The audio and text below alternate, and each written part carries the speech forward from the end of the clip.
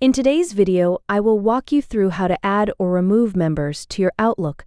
Please like and subscribe if this video helps you. To get started, open Microsoft Outlook in your web browser. Once you arrive on the Outlook dashboard, look toward the top left corner of the screen.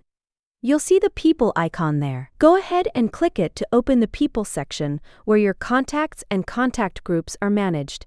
After the People page opens, find the contact group that you want to manage. You can scroll through your list of groups if you already know where it is, or you can use the search bar near the top of the page to find the group a little faster, especially if you have a large contacts list. When you open the contact group, you'll have the option to manage the members inside it. If you want to add new members, click the Add Members option. Outlook will show your available contacts. Select the people you want to include in the group, then confirm your selection. After that, the new members will appear inside the contact group automatically. If you need to remove someone from the group, stay inside the same contact group and select the person you want to remove. Then click Remove or Delete and confirm the action when prompted. This removes them from the contact group, but their contact information will still remain saved in your contacts list. And that's all there is to it. You've now learned how to add or remove members from an Outlook contact group. Thanks for watching,